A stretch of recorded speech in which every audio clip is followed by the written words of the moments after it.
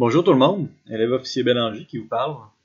Histoire de sortir un petit peu de Netflix Gaming, je vous ai concocté un deuxième petit cours sur les arbres.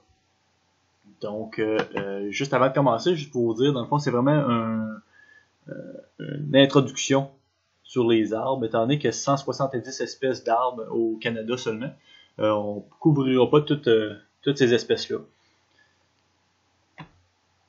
Pourquoi on veut vouloir identifier les arbres de notre région? On veut pouvoir les protéger. Si on ne les connaît pas, on ne pourra pas les protéger. On veut pouvoir mieux comprendre l'écosystème. On veut aussi acquérir une connaissance du plein air. C'est quand même intéressant de pouvoir en discuter. Ça fait des sujets, surtout quand on fait des randonnées. Puis connaître leur potentiel. Pour nous, ça va surtout être le potentiel au niveau du feu. Par contre, là, il y a toutes sortes d'utilités pratiques à chaque arbre qu'on ne couvrira pas dans ce cours-ci. Sans plus tarder, les feuillus. Donc, caractéristiques globales, on connaît un petit peu tout le monde les caractéristiques des feuillus, c'est qu'ils perdent leurs feuilles à l'automne et ils vont aussi changer de couleur. Donc, on peut passer d'un orangé, jaunâtre, puis après ça, ils vont les perdre à l'automne. Les feuillus, on dit que ça représente la majorité des arbres au Canada aussi. On débute avec le sureau. On va vraiment juste parler là, de quelques petites caractéristiques là, parce qu'on pourrait vraiment en discuter longtemps de chaque type d'arbre. Fait que je vais juste nommer peut-être un point ou deux qui sont spéciales par rapport à ces arbres-là. Le sureau, lui, c'est un arbre, dans le fond, aux baies qui sont bleues. On le voit sur l'image à votre droite. Les baies, faites attention, sont pas comestibles. C'est surtout les oiseaux qui vont manger ça. Puis ça pour nous autres, là, sans que ça soit cuit, c'est pas comestible. Donc on peut aussi les remarquer par rapport à leur petite fleur blanche. Donc c'est pas un gros arbre qui est très haut. Ça va jusqu'à 2 à 3 mètres de hauteur. L'hêtre maintenant. L'hêtre, lui, sa particularité, on peut voir là, ses feuilles sont ovales avec des petites pointes qui sont dentées. Il y a aussi là, comme fruit la petite noix qui est particulière, on le voit dans l'image de gauche. Le bouleau, beaucoup plus commun dans notre coin. Nous autres, là, ce qui est vraiment intéressant pour nous, là, ça va être l'écorce du bouleau. Avec ça, on va faire notre amadou pour débuter souvent nos feux. Le châtaignier. Le châtaignier est apprécié pour sa châtaigne, qui est la noix qui est à droite. On peut vraiment l'identifier justement par cette noix-là qui est hérissée de petits pics. Donc, elle est complètement fermée quand elle n'est pas prête à ramasser. Donc, avec les petits pics, c'est comme un petit peu un porc-épic. L'orme, maintenant, c'est un des plus grands feuillus de l'Est. Donc, vraiment un grand arbre de l'Amérique. On peut voir ses feuilles aussi qui sont un petit peu dentelées, comme l'hêtre auparavant. Le noyer surtout reconnu au niveau de ses noix. Donc les noix qui sont comestibles qu'on peut manger. L'érable maintenant est super connu dans notre coin. Va être super reconnu aussi par la feuille de l'érable qui est quand même l'emblème du Canada. Donc on voit ça un petit peu partout. Et surtout pour son sirop d'érable. On est réellement dans la saison de ça en ce moment en plus.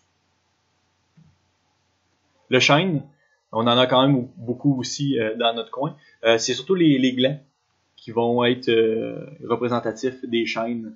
Quand ils tombent, là, il y en a quand même beaucoup. C'est les écureuils qui vont ramasser ça en majorité pour manger durant l'hiver. Où ça pousse, finalement les feuillus, ça pousse dans la forêt boréale. Ça va pousser dans des milieux qui sont plus doux. Les feuillus aiment les milieux plus tempérés. C'est là qu'ils vont le mieux se développer. Donc, dans la forêt boréale, on peut regarder, là, ça va surtout dans la portion sud de l'image, là où c'est vert qui vont pousser. On dit des feuillus qui ont qu'ils ont une graine qui sont sans fruits ou fleurs. On peut regarder au niveau de l'image à droite, c'est les samarres de l'érable qui on voit beaucoup chez nous. Fixation de la feuille.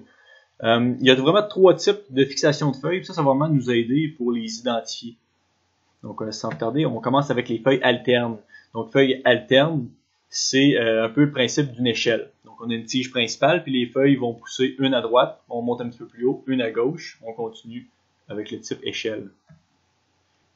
Feuilles opposées, c'est vraiment une à gauche, une à droite, égales. Donc ça monte en palier. Les feuilles vertilinées vont être un paquet de feuilles au même niveau de la tige. Donc là, on peut voir cette image, c'est comme s'il y en avait 3 à la même hauteur, puis ça fait des petits paliers comme ça de 3 ou plus feuilles. Il y a aussi, on peut les différencier par des feuilles simples et des feuilles qui sont composées. Donc une feuille simple, c'est vraiment les arbres qu'on connaît, c'est plus fréquent. C'est vraiment juste une feuille. Donc l'être, bouleau, châtaignier, orme, érable, chêne vont tout avoir juste une feuille qui sort dans le fond de la tige. Il y a par contre aussi, comme le noyer, ont des feuilles qui sont composées. C'est vraiment plusieurs feuilles sur la même tige, la feuille. Chacune de ces feuilles-là va s'appeler une foliole. Donc on a parlé surtout de ces 2 méthodes de classification des feuilles, parce que avec ça, on va pouvoir vraiment suivre, comme on voit à l'image à gauche, suivre les lignes, puis on va pouvoir identifier les feuilles qui vont avec l'arbre, avec ça. On peut aussi regarder au niveau du fruit, on peut identifier assez facilement l'arbre qui est associé à ça. L'écorce. L'écorce va vraiment être importante, ça va être une protection contre le monde extérieur, une protection contre la météo, les maladies, les insectes. Puis dans les périodes des grandes sécheresses, va leur permettre de garder l'humidité à l'intérieur. Donc ça a quand même une grande utilité.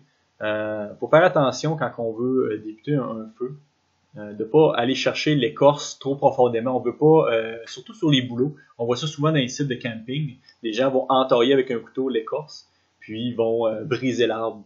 Après ça, l'arbre, plus de difficultés, ça va aller jusqu'à elle peut mourir, cet arbre-là, étant donné qu'on a enlevé trop d'écorce.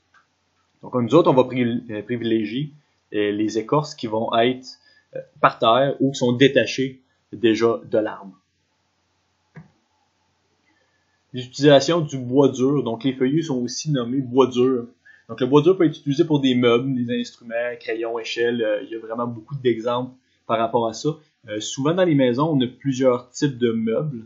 Essayez d'identifier avec vos parents les meubles qui sont faits en bois, qui sont plus mous, si on veut, ou des bois qui sont des bois durs. Donc, vous allez voir, là, il y a vraiment une grosse différence au niveau du poids. Un bois dur va être très lourd versus un bois mou qui va être différent au niveau du poids ou de composition haute. L'IKEA, c'est certain, c'est pas du bois dur, c'est très léger, ça peut se briser assez facilement, ce qui n'est pas le cas d'un bois dur. Feu maintenant, ce qui nous intéresse le plus par rapport au bois. Donc un bois qui est dur, un bois qui provient d'un feuillu, va brûler lentement, va nous donner une bonne chaleur qui est stable, mais par contre va être de faible luminosité. Là, tantôt, quand on va parler des autres types d'arbres, on va faire un gros topo au niveau du feu. Mais en gros, ça, c'est un feu, là, on appelle ça une grosse bûche de nuit, là. Ça va être une bûche de bois dur. Conifères, maintenant. Donc, ce qui est l'autre type, il y a feuillu et conifères, c'est les 2 types qu'on a. Les conifères, eux autres, on dit qu'il va y avoir des feuilles qui sont persistantes. Donc, quand l'hiver va approcher, au lieu qu'ils changent de couleur, ils tombent, eux vont les garder, en généralité. Il y a certains conifères qui les perdent pas, mais en grosse généralité, ils les perdent. Ils vont avoir des aiguilles ou des écailles. Le cèdre, super bon exemple, super connu. On en voit souvent dans les villes, les haies de cèdre, c'est classique. Ça va être excellent, le bois de cèdre, pour débuter un feu. On va en reparler un petit peu plus tard. Sapin. Sapin est super connu au niveau de sa gomme de sapin. Avant ça, il y a beaucoup de gens qui la mangeaient. Vous pouvez essayer d'en manger. Des fois, l'amertume de la gomme de sapin n'est pas appréciée de tout le monde. Mais sinon, le sapin a des petites aiguilles qui sont plutôt souples, sont molles. Donc, pour le différencier avec l'épinette, qu'on va parler un petit peu plus tard, les aiguilles de sapin ne piquent pas quand on va se frotter à l'arbre. Mélèze, même principe au niveau des aiguilles. Les aiguilles super souples qui ne piqueront pas eux autres non plus. On dit du mélèze que c'est le bois qui est le plus dense des résineux d'Amérique. Le pin va être divisé, on voit les aiguilles à droite, va être divisé entre 2, 3 ou 5 aiguilles dans la même grappe, si on veut, de ces aiguilles. Le pin, c'est souvent le note géant des forêts. C'est vraiment un arbre qui est de grande taille. On dit qu'il peut vivre aussi jusqu'à 5000 ans, dépendamment des essences de pin. Comme mentionné un petit peu plus tôt, l'épinette. L'épinette va avoir des aiguilles qui sont beaucoup plus solides. Ils sont comme carrés, ce qui fait qu'ils ont plus de tonus. Puis si vous voulez différencier un sapin d'une épinette, on va regarder l'épinette, c'est ça, elle est vraiment carrée, l'aigrette, versus le sapin, il va être plate. L'épinette, si on se frotte après, d'habitude, ça pique beaucoup plus. Contrairement aux feuillus, les conifères vont vivre dans des climats un petit peu plus frais. Donc, ils vont préférer la montagne, ils vont préférer un petit peu plus le nord de la forêt boréale, mais ils vont vivre les deux dans la forêt boréale. Les graines maintenant. Les graines vont être regroupées ensemble pour former un cône, ce que nous autres, habituellement, on va appeler une cocotte. Donc, le cône, ce qu'on voit là dans les images, c'est vraiment ça qui va faire en sorte que les conifères vont se reproduire. On a abordé un petit peu les aiguilles tantôt avec le pin. Il y a différents types d'aiguilles. Il y a des aiguilles qui vont être seules, un petit peu comme on disait tantôt, le sapin, l'épinette. Il y a des aiguilles qui vont être en faisceau, comme le pin, des faisceaux de 2, 3 ou 5. Et il y a aussi par écailles. Les écailles, c'est typique des cèdres. Au niveau de l'écorce, même principe que les feuillus. On fait attention, ça les protège du monde extérieur, donc on ne fera pas exprès pour en enlever pour rien. L'utilisation du bois mou, donc les conifères sont aussi nommés bois mou, vont être utilisés surtout dans la production de la construction. On peut les utiliser aussi pour faire des planchers, des moulures, des bibliothèques, mais habituellement, là, c'est plus pour faire des 2x4, 2x6 pour fabriquer des maisons. Feu maintenant, comme je disais tantôt, c'est un petit peu différent. Donc lui, contrairement à l'autre, va brûler très rapidement. Il va être très chaud, par contre, il ne dure pas longtemps. Donc on a vraiment les qualités inverses au niveau du feu. Donc ce qu'on va vouloir faire, c'est pour commencer un feu, on va utiliser de l'écorce, admettons de bouleau, comme amadou. Puis ensuite, on va vouloir mettre du bois mou par-dessus tout ça, parce qu'on veut que ça brûle rapidement, on veut qu'il y ait une bonne chaleur. Puis sur l'autre étage par-dessus, quand on va bâtir notre tipi de feu, on va vouloir continuer avec du bois qui est plus dur, qui a une meilleure durée pour brûler. Donc, ça fait un petit peu le tour de notre petit cours sur les arbres aujourd'hui. C'est à vous de jouer. Et faites attention pour, si vous sortez, allez voir les arbres. C'est sûr qu'on est dans une période un peu étrange pour la distanciation sociale. Par contre, si vous vous retrouvez dans un parc, essayez d'identifier les arbres. Prenez des photos d'écorce. Publiez ça sur Facebook. On peut essayer ensemble d'identifier les arbres que vous avez vus dans les parcs. Donc sur ça, une bonne journée.